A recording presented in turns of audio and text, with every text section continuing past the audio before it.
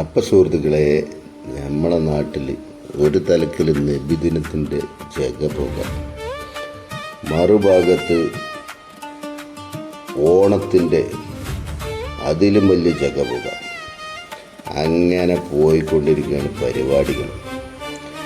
അതിലിപ്പോൾ കുട്ടികളൊക്കെ അധികവും നബിദിന ഗാനങ്ങൾ മദ്രസയിൽ ഇങ്ങനെ പഠിച്ചുകൊണ്ടിരിക്കുന്ന ഒരു സമയമായതുകൊണ്ട് ഓണപ്പരിപാടിയിൽ പോലും പാടുന്നത് ഇന്നും നബിദിന ഗാനങ്ങളാണ്.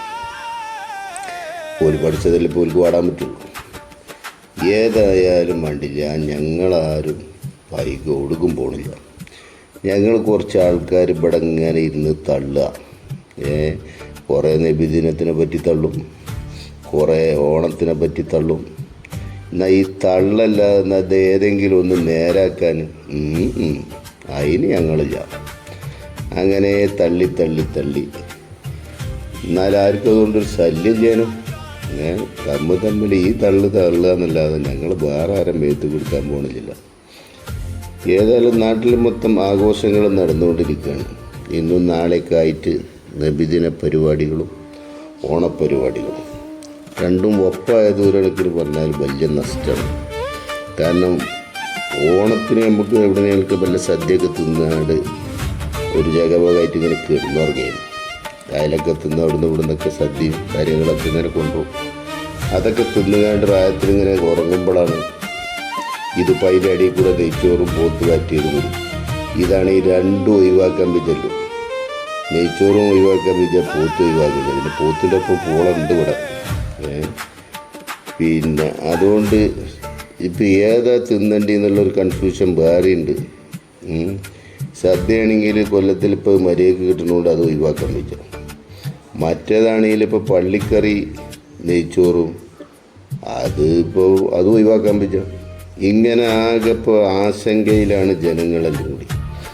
ഇതിപ്പോൾ നമുക്ക് അടുത്ത പ്രാവശ്യം ഇങ്ങനെ ഒപ്പാക്കണ്ട, എന്തായാലും ഒന്നും വിട്ടുവിട്ടാക്കൽ നിർബന്ധമാണ്.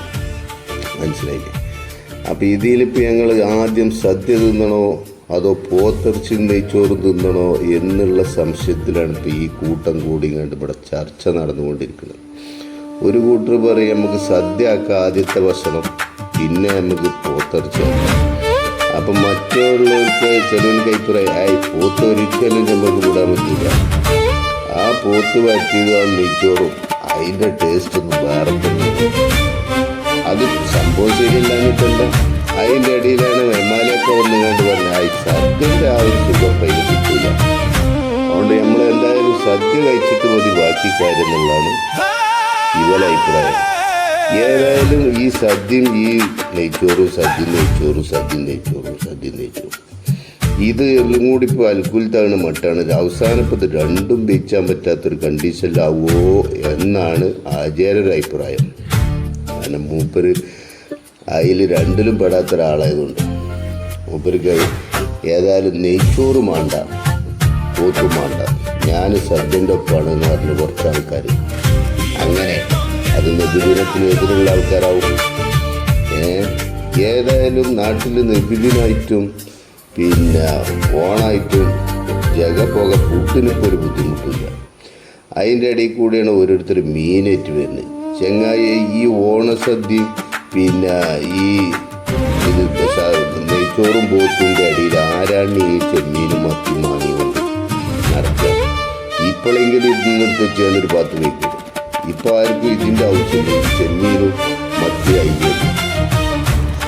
അങ്ങനെ ഏതായാലും നമ്മളിപ്പോൾ പിന്നെ ഒരു തലേന്നും പിറ്റേന്നൊക്കെ ആയിട്ട് കിട്ടുകയാണെങ്കിൽ തരക്കട ചെയ്യും.